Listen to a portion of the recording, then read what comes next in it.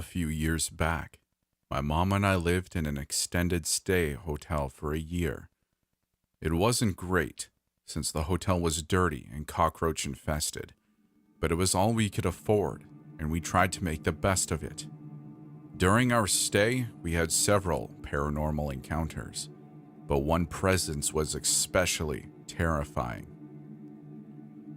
My family has always been prone to paranormal experiences, so when we first started seeing things, we brushed it off. But the tall man, our name for him, was pushy, demanding to be seen. The first encounter happened a week into our stay. We were standing outside the entrance, beside some clear double doors with a few other guests. My mom was chatting with another tenant when the elevator door opened. A blurred figure stumbled out. It paused for a moment before running full speed towards the doors. It disappeared completely once it reached them, leaving our group in awe. We confirmed that everyone outside, all 5 of us, had indeed seen the figure. Someone had asked the front desk clerk to check the footage, but the cameras hadn't caught anything. There were other encounters, but it got worse when we moved into room 425. The room always felt off. The air was heavy and always cold, even with the heat on.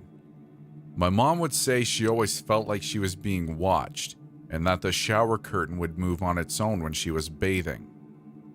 When it first started bothering me, I was relaxing on the couch with the closet door a few feet to my right side. It was cracked open. I was working on a paper for school when the room got especially chilly. I got up and turned on the heat. I settled back with a blanket and tried to get back to work, but felt uneasy, as if I were being watched, and the room wouldn't warm up.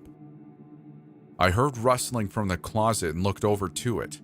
I focused on the small opening, too scared to investigate, fearing it might have been an intruder or wild animal. The noise suddenly stopped, and I thought maybe there was nothing to worry about.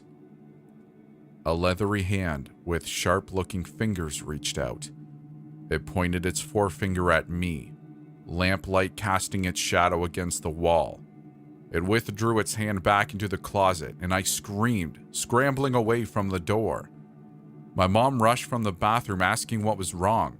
I told her what I'd seen and she searched it, saying it felt weird but not finding anything unusual. After that, I would see it often, especially in the elevator. The walls of the elevator were silver and would reflect whatever was inside it. Since I had seen it in the corner a few times, I'd opted to walk up the stairs instead of the elevator. But one night after a long shift, I was too tired to walk up the 4 floors and reluctantly took the elevator up.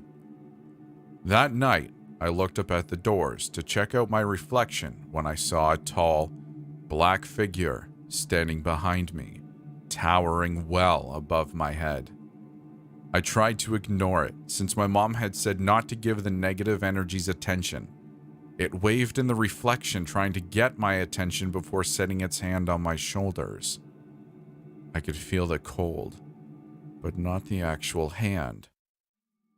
When I reached my floor, I ran out, looking over my shoulder but seeing nothing.